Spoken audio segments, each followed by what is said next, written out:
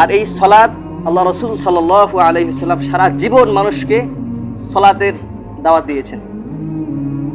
করিবুল মাউত, আল্লাহ রাসূল সাল্লাল্লাহু আলাইহি ওয়াসাল্লাম যখন মৃত্যুর কাছাকাছি, তার নিঃশ্বাস ত্যাগ হচ্ছে বলে,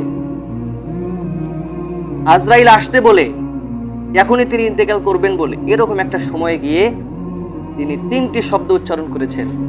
একটি হলো আসসালাত, পরেরটি হলো আসসালাত, তৃতীয় নম্বর হলো ওমা মালাকাত আইমানুকুম, তোমাদের অধীনস্থ যারা আছে তাদের হক আদায় করবে, তাদের সঙ্গে সদাচরণ করবে, ভালো ব্যবহার করবে। আল্লাহ রাসূল সাল্লাল্লাহু আলাইহি ওয়াসাল্লাম শেষ সময়ে এসে তার স্ত্রীকে বলছে যে আমার মাথাকে উঁচু করে ধরো, আমি একটু নামাজের দৃশ্যটা দেখব। তিনি নামাজের দৃশ্য দেখলেন এবং তার চোখ বেয়ে পানি ঝরলো।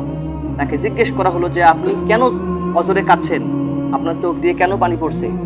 তো এর প্রত্যুত্তরে আল্লাহ রাসূল সাল্লাল্লাহু আলাইহি ওয়াসাল্লাম বলেছেন যে যেই সালাত কায়েম প্রতিষ্ঠার জন্য আমি সারা জীবনকে বিলিয়ে দিয়েছি আল্লাহ রাব্বুল আলামিনের জন্য, কত যে কষ্ট সহ্য করেছি তার কোনো অন্ত নেই, সেই সালাত তারা আদায় করতেছে এবং এই সালাত কিয়ামত পর্যন্ত যারা মুমিন ব্যক্তি আসবে তারা এই সালাত কায়েম করবে।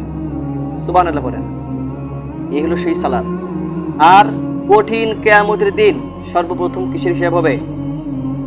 সালাতের হিসাব হবে। আউয়ালু মা ইউহাসাবু বিহিল আবদু ইয়াউমাল কিয়ামাতিস সালাত, সর্বপ্রথম যে জিনিসটার হিসাব হবে সেটা হলো কি? সালাত। আল্লাহ রাসূল সাল্লাল্লাহু আলাইহি ওয়াসাল্লাম বুখারীর আরেকটি হাদিসে বলেন যে এই সালাতের হিসাব যখন নেওয়া হবে, সালাতের হিসাব দিতে গিয়ে যে ব্যক্তি গোলমাল পাকিয়ে ফেলবে, এই সালাতের হিসাব দিতে গিয়ে যে ব্যক্তি গোলমাল পাকিয়ে ফেলবে, তার যতগুলো আমল আছে তার আমলনামায় প্রত্যেকটা আমলকে আল্লাহ রাব্বুল আলামিন পেঁচ বাজায় দেবেন, সমস্যার সৃষ্টি করে দেবেন।